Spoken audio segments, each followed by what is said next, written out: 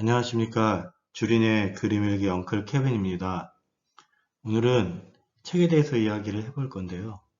켄 피셔의 주식시장의 17가지 미신이라는 책에 대해서 이야기하겠습니다. 굉장히 얇고 한 서너 시간이면 충분히 다 읽을 수 있는 그런 내용인데요. 우리가 주식시장에서 소위 격언처럼 받아들이고 있는 이야기들이 실제로는 모든 상황에서 다 맞는 이야기가 아닌 경우도 많고 그 자체로 사실은 옳지 않은 이야기인 경우도 많다라는 것을 켄 피셔가 나름 데이터를 근거로 해서 제시하고 있는 내용입니다. 우리가 다른 사람의 이야기를 듣고 투자를 하게 되는 경우에 시장에서 돈을 잃게 된다라는 것을 이야기하고 있는 것이죠. 성공적인 주식 투자를 위한 투자 체크리스트라고 책을 편집한 곳에서 이렇게 여러 가지 항목이 있습니다. 몇 가지 살펴보면 채권이 주식보다 안전하다. 원금 보장과 성장을 동시에 누리는 거 가능하다. 손절매가 손실을 막아준다. 손절매 굉장히 중요하게 얘기하는 사람들도 많죠. 혼란은 주가를 떨어뜨린다. 당연한 거 아니야? 라고 생각할 수 있는데 단 하나라도 예스라고 하면 이 책을 반드시 읽어라 라는 것이죠. 놓으라는 거죠. 우리가 여러 가지 상황에 대해서, 속설에 대해서 항상 의심하고 질문하는 그런 자세를 가져야 한다라는 것을 켄 피셔는 이 책을 통해서 이야기하고 있습니다. 이 책의 서평에 대해서 이렇게 여러 가지 적혀 있는데요. 저는 라쿤 자산운용 대표인 홍진채 님의 서평이 아주 마음에 들었습니다. 안전은 생각보다 안전하지 않고 위험은 생각보다 위험하지 않다. 당신이 지금까지 알고 있던 진실은 진실이 아니다. 진실을 가장한 독약이다. 이제 해독제를 마주해보자. 이렇게 이야기합니다. 그런 마음으로 책을 설명해 나가도록 하겠습니다. 먼저 목차를 살펴보도록 하겠습니다. 17가지 미신에 대한 리스트가 있습니다. 그리고 다 할 수가 없어서 제가 한 4가지 정도 선택했는데 거기에 대한 이야기를 하겠습니다. 채권은 주식보다 안전하다. 보통 우리가 그렇게 생각하고 있는데 켄 피셔는 그렇지 않다라는 것이죠. 장기간인 경우에는 오히려 주식이 채권보다 선포가 더 적다. 이런 믿을 수 없는 이야기를 하고 그렇지만 수익성은 더 크다. 그렇기 때문에 우리는 주식 투자를 해야 한다는 것이죠. 그런데 주식 투자를 하면서 우리한테 가장 큰 문제는 사실 변동성입니다. 이 변동성은 사실은 피할 수 없는 주식의 속성이라고 이야기를 하고 그 다음에 예전보다 지금이 변동성이 커져서 이 부분을 우리가 피하지 못하고 더 큰 위험이 되고 있다라고 이야기하는데 그렇지 않다는 이야기를 하고 있습니다. 그리고 변동성과 실제로 수익이 마이너스가 되는 것은 또 다른 이야기다라는 것을 또 이야기하고 있습니다. 주식을 음식과 비교해서 하는 이야기가 있는데요. 아주 재밌게 읽었습니다. 원금이 보장된 투자, GDP와 주가, 그 다음에 수익률이 영원히 일정히, 고배당주, 그 다음에 소형주, 그 다음에 확신이 설 때까지 기다려라. 요즘 저희가 그런 이야기들을 하죠. 변동성이 너무 커서 변동성이 좀 줄어들 때까지 기다렸다가 투자하자. 잠시 빠져나왔다가 나중에 들어가자. 그러나 그 경우에 우리는 엄청난 박탈감을 느낄 수 있다. 시장은 우리를 놀리는 그런 모욕의 대가다라는 이야기를 합니다. 그리고 미국 부채 관련돼서 최근에 이슈가 되고 있어서 부채가 과도하다라는 거에 대해서 이렇게 4가지로 정리를 했고요. 이 17가지 모두는 서로 관계가 있기도 하지만 각각 하나하나가 나름 데이터를 통해서 친절하게 설명을 하고 있습니다. 꼭 주린이라면 읽어봐야 될 책이라고 생각합니다.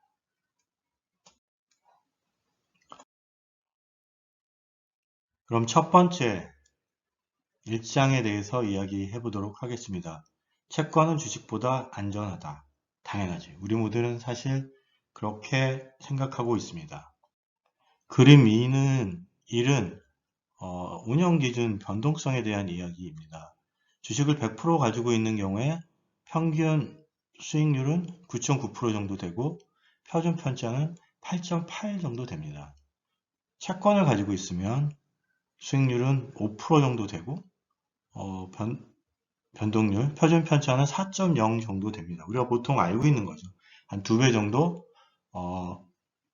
주식의 변동성이 크다라고 이야기합니다. 그러나 이거를 시간을 5년이 아니라 10년, 30년으로 늘리면 주식의 변동성이 드라마틱하게 줄어들게 됩니다. 이거는 어떻게 이해를 해야 하냐 하면 저는 이렇게 이해를 했습니다. 뭐냐면 하루 변동량이 2%다 라고 하면 이거를 뭘로 환산하면 워킹데이 25일 기준으로 한다고 하면 50%가 되죠. 1년으로 하면 600%입니다. 그런데 실제로 우리가 한 달에 변동하는 게 50%씩 변동합니까? 보통 한 10% 정도 변동하죠. 이거를 워킹데이로 나누면 실제로는 하루에 0.5% 변동도 안 되는 것입니다. 이거를 1년으로 늘려보면 1년에 우리가 10% 정도라고 하면 실제로 한 달에 1% 정도도 변동을 하지 않는 겁니다. 그런데 하루에 2% 올라가고 그 다음날 뭐 3%가 빠지고 그 다음날 또 3%가 빠지고 이러면 그 느끼는 변동률은 우리가 한 달이나 1년으로 증폭해서 느끼기 때문에 막 마이너스 600%, 마이너스 30%, 50% 되는 것처럼 저희가 느끼는 거죠. 그렇지만 이것을 기간을 늘려서 하루가 아니라 한 달, 한 달이 아니라 1년, 1년이 아니라 5년, 5년이 아니라 10년, 10년이 아니라 20년, 20년이 아니라 30년 이렇게 늘리면 어떤 일이 벌어지냐면 지금 주식을 사고 30년 후에 주가가 얼마나 수익률을 가졌을 것이냐 하고 그 동안 이번 달부터 30년, 다음 달부터 30년, 그 다음 달부터 30년 이렇게 변동성을 계산을 하면 그 변동성은 드라마틱하게 줄어들게 됩니다. 1.4%로 줄어들게 된다는 얘기죠. 아까 얘기한 그런 원리입니다. 채권은 줄어들긴 하지만 드라마틱하게 줄어들진 않아요. 한 반 정도 줍니다. 그러면 30년 기준으로 봤을 때는 어떻습니까? 변동률도 주식이 반 정도밖에 안 되는데 이익률은 2배가 됩니다. 그러면 우리가 주식을 투자해야 되는 이유가 되는 것이죠. 채권의 변동률은 장기로 봤을 때 주식보다 크다라는 것이고요. 우리가 주식의 변동률이 크다라고 얘기하는 것은 단기로 봤을 때 역시 그렇다는 것입니다. 그래서 우리가 투자를 10년, 20년, 30년 길게 투자를 한다고 생각을 하면 지금 대비 손실을 볼 확률은 오히려 채권보다 적다라고 이야기할 수 있습니다. 수익률은 더 높고요. 그렇기 때문에 우리가 주식 투자를 해야 하는 이유가 됩니다. 그리고 또 한 가지는 주식을 우리가 가지고 있을 때 사실은 떨어질 때의 기억이 더 강력하기 때문에 실제로는 플러스 마이너스가 오히려 더 적다라고 느끼게 되는데 실제로 그렇지 않다는 거죠. 하루인 경우에는 뭐 거의 50, 50입니다. 한 달로 보면 플러스 1의 기간이 60%가 됩니다. 근데 이거를 분기로 늘리면 67%가 되고요. 연간으로 하면 70%를 넘어섭니다. 이것을 5년으로 하면 86%, 10년으로 하면 94%, 20년이 넘어가면 거의 100% 플러스로 돌아간다는 이야기입니다. 우리가 어떤 구간을 잡아도 20년 동안 들고 있으면 주식은 플러스 수익률을 낼 확률이 100%다라는 것이죠.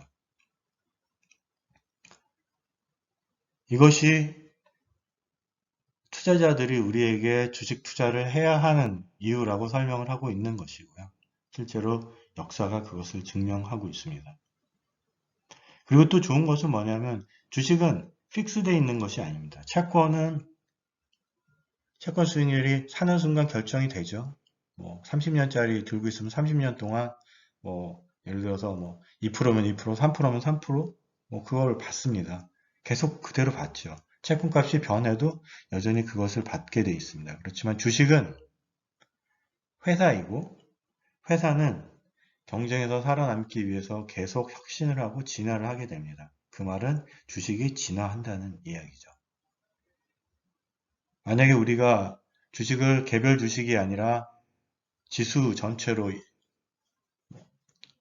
QQQ나 SPY를 들고 있다고 하면 그 안에서는 또 도태되는 주식과 새로 들어오는 주식들로 물갈이를 하면서 계속 좋은 상태를 유지할 수 있는 그런 것이 된다는 것이죠.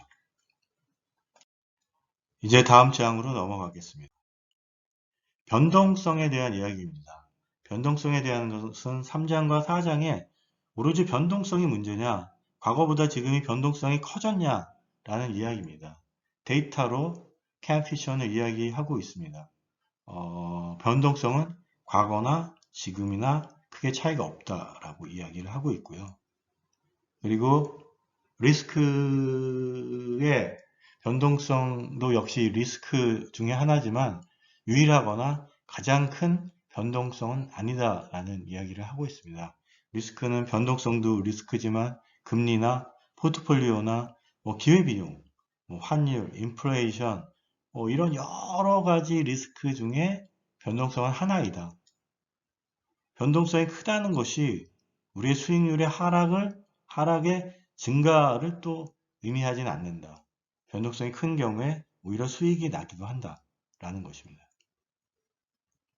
작년에 코로나에 의해서 엄청난 변동성을 냈죠. 끝까지 들고 있던 사람들은 결국 상승을 했고 그 변동성에 폭락하는 그 순간에 투자를 시작했던 사람들은 거의 2배 정도의 수익을 얻을 수 있었습니다.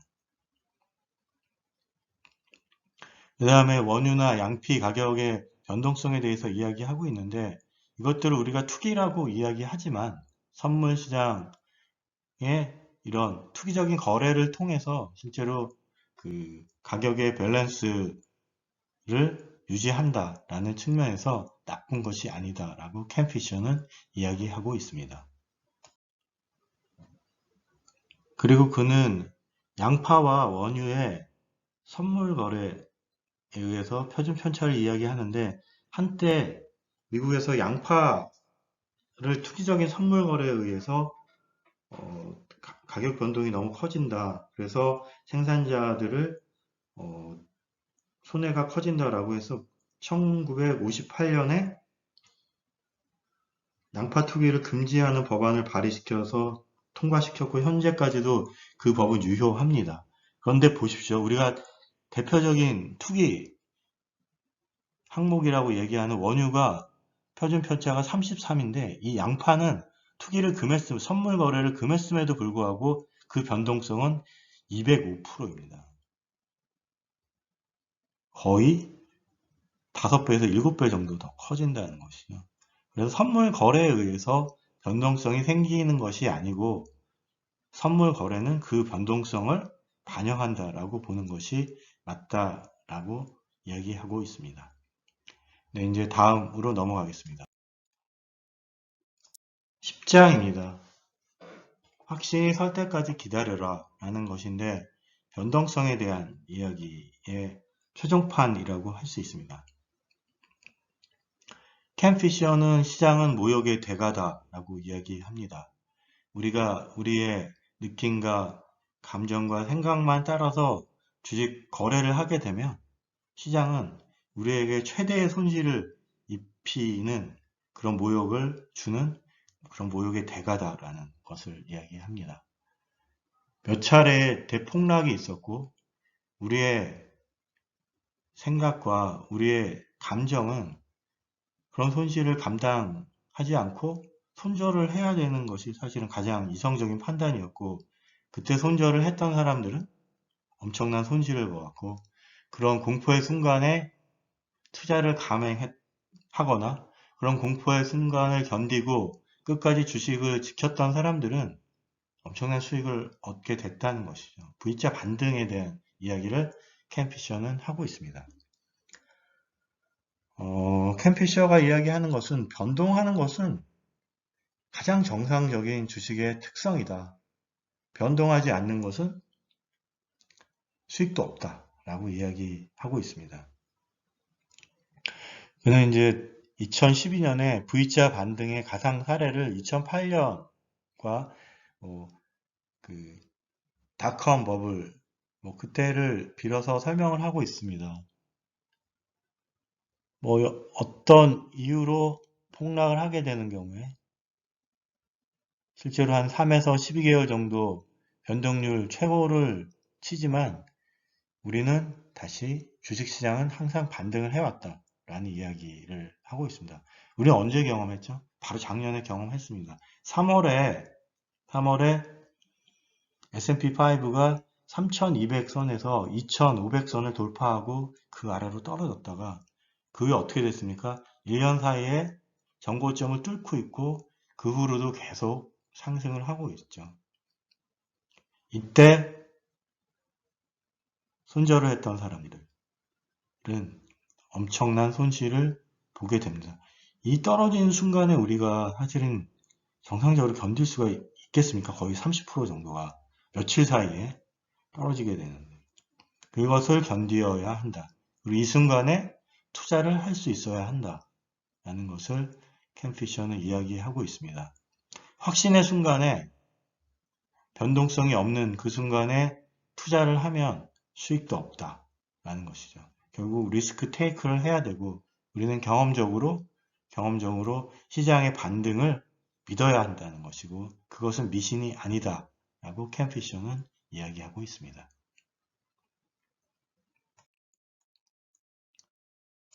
최근에 미국의 부채 한도 관련돼서 많은 이야기가 있습니다. 그리고 이 책을 썼던 2012년에 비해서 작년 코로나 이후에 미국의 부채는 엄청나게 증가했죠.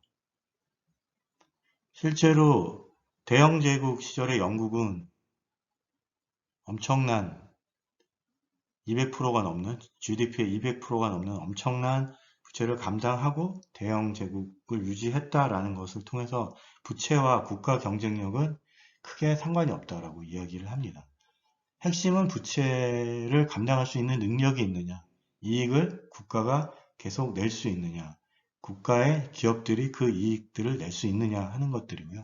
실제로 국가의 부채는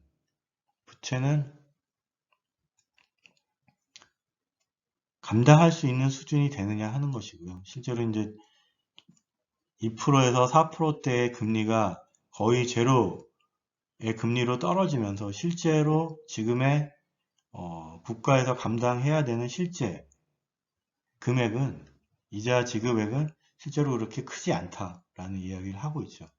그렇지만 두 가지 문제가 사실 있습니다. 그러니까 해마다 기하급수적으로 엄청나게 늘어나는 미국 부채에 대해서 미국 국회에서 부채 상한에 대한 협의를 하고 있고요. 실제로 그것들을 관련 이웃 국가에서 엄청나게 염려를 하고 있다라는 것이죠.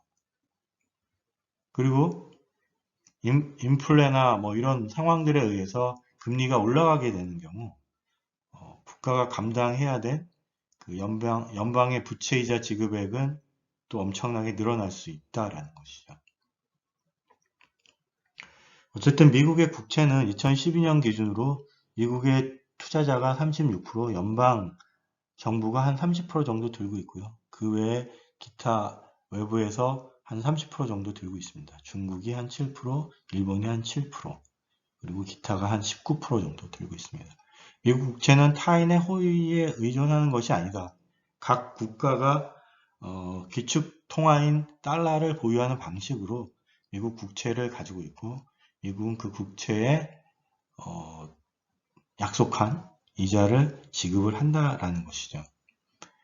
최근에 중국이 미국 국채를 팔겠다라고 이야기하는데 그것이 미국에 큰 위협이 되지 않는 것은 이미 팔린 국채는 중국이 헐값에 팔게 되면 중국의 손해가 되는 것이고 미국 연방 정부가 갚아야 될 지급 이자가 변경되는 내용은 아니다라는 걸로 설명을 하고 있습니다. 달러가 기축 통화이기 때문에 할 수 있는 그런 이야기 같습니다. 어떤 의미에서는 뭐 미국에 대해서는 적절하지만 한국, 이머징 국가인 한국, 기축 통화를 갖고 있지 않은 한국의 입장에서는 좀 씁쓸한 그런 이야기입니다. 네, 여기까지 정리했습니다. 정리하겠습니다. 여러 가지 이야기를 해서 더 길게 이야기는 하지 않겠습니다. 캔피셔의 이 이야기조차도 의심해야 하고 스스로 질문하고 거기에 대한 답을 공부를 해야 된다라는 것입니다. 투자에 대한 것들은 우리가 많은 것들을 의심하지 않고 판단하고 의심하지 않고 받아들인 그것들에 의해서 우리의 손실이 늘어날 수 있다는 것을 캔피셔는 이야기했고요. 그 중에 대표적인 17가지를 정리했습니다. 꼭 한번 읽어보시기를 권합니다. 끝까지 들어주셔서 감사합니다.